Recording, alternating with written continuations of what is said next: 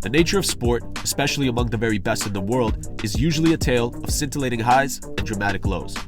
In most sports, athletes tend to go through three main stages of their career. The first stage begins when they are very young, where players are taught to harness their talent, energy, and passion by acquiring valuable knowledge and training from coaches and inspirational figures alike. This stage is commonly known as the developmental stage. Usually between the ages of 18 to 25, it's when a player is still developing and trying to assess and implement what does and doesn't contribute to their best versions on the pitch. The second stage is usually the most important phase of a professional athlete's career, and usually occurs anywhere between 26 to 32 years of age. It's meant to signify when a player should be performing both physically and mentally at the very best of their ability. This stage is known as a player's prime, and it's usually the main stage of a player's career. The reason this phase is so crucial is because it's about the point in time when players and athletes are judged rigorously and held accountable for any and all of their shortcomings, due to the perception by coaches, executives, and fans that players in the prime stage should be performing at their absolute peak. However, most of the time, as is life, players fail to live up to their expectations and usually bow out of the prime phase many years earlier than expected, due to lack of motivation, an inability to see their flaws, or worst of all, failing to work as hard as they can. This leads to the third stage, one which every athlete eventually enters. Even the ones that have made the most of their prime ultimately succumb to the grips of an aging body. This period is commonly referred to as the veteran stage. It's the final phase of an athlete's career where, after years of dedication to mold themselves to the best players they could be, their body begins to break down, not being able to keep up with the physical demands and dedication it takes to compete at the highest level against fresh talent. This stage usually occurs from age 31 onwards, and although it wouldn't be right to fault any athlete that has dedicated their entire life to a single sport to eventually slow down in their 30s, not everyone in sports is judged equally. In fact, it's when you defy the odds and expectations of everyone and push beyond the limitations of society, or whatever the media attempt to nurture into the general public, that opens you up to far more scrutiny. This is the story of Cristiano Ronaldo, a man who defied the parameters of logic and performed well into his veteran phase, even being named World Player of the Year a handful of times during that stage of his career. Ronaldo once confidently said, "When they turn 33, 34, 35, they're finished. I am not." And he wasn't wrong about that. The numbers and data have shown us that between the ages of 32 to 36, Cristiano has performed at a level that perhaps no athlete in history has been able to. Ronaldo has bagged an astonishing 300 plus goals since turning 30 years old, adding 3 Champions League titles on the trot, a La Liga and a Serie A trophy, among many others, to his resume, coming up big for both club and country, providing moments that will undoubtedly live in history forever. The numbers don't lie when it comes to Ronaldo. However, if you were a casual watcher today, based on the reports and articles online, you wouldn't have any indication that the man is quite possibly the most impressive physical athlete of all time. You see, the media, especially certain media figures, don't like to be wrong. And when it comes to the legendary number 7, journalists and pundits alike have been using metrics and conventional logic to reason for his prospective decline since he turned 30 years old. However, the one thing people forget about Ronaldo, perhaps what makes him such an enigmatic, inevitable player, is his ability to defy logic and his hunger to prove all of his doubters wrong.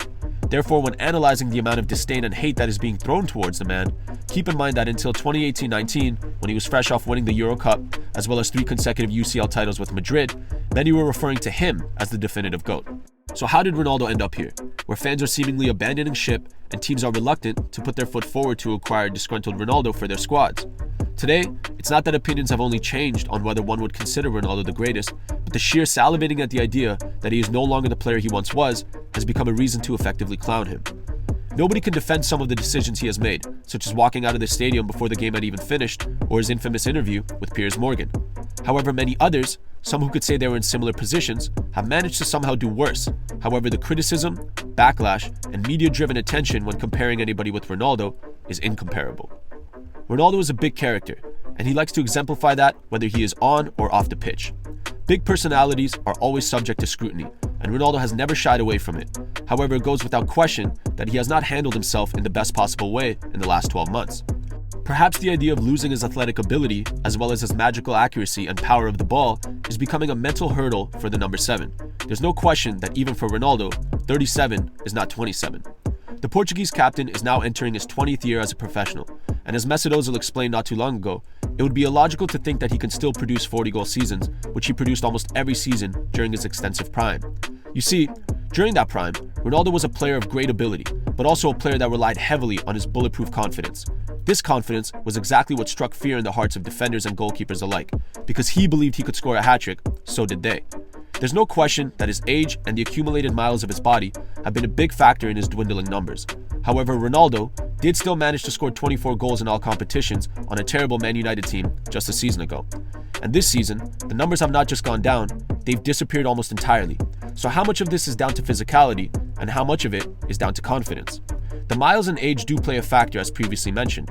However, it's hard to believe that fitness and longevity would be a huge problem for an athlete the likes of Ronaldo. I would argue that although Ronaldo is definitely past his best days, the form he is currently on is more due to a lack of confidence, perhaps for the first time in his career, than anything else.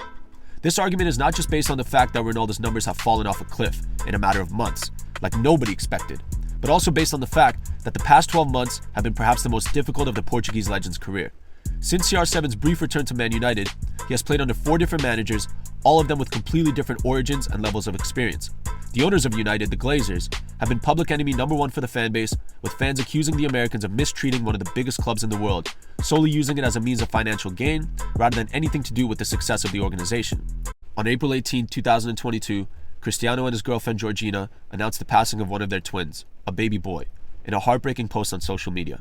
This would be a huge psychological and emotional blow to anybody, let alone someone under as much pressure on them as CR7.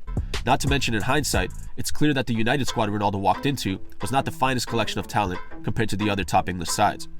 When Ronaldo went back to United, he expected an advanced version of the culture he departed from in 2009. Instead, the veteran forward would find everything, in his words, as the same as when he left. All of these factors, paired with his possible inability to accept the decline that is normal for someone at his age, has surely created a psychological pretzel in the head of Ronaldo. And it seems as though Cristiano is aware of this as well, quietly trying different methods to resolve this psychological slump. This, coupled with the new manager in Erik ten Hag, whose system is more fashioned towards a more technical number 9, one that can drop in deep and create quick link-up plays with teammates, as opposed to a more traditional target man, one who stays high up in the pitch, looks to make runs in behind, and tries to get on the end of crosses, has created a real dilemma for CR7. As for perhaps the first time in his career, it's him that has to adapt to the system and not the other way around. And it seems as though, even for his national side, when it comes to the big games, Ronaldo is seen as more of a risk of being a detriment to the team instead of a benefit. In what was most likely his last World Cup match, Ronaldo left the pitch in tears, with many, including even himself, completely unsure about what lies ahead. When it comes to the legendary career of CR7, his imprint and impact on the game is undeniable.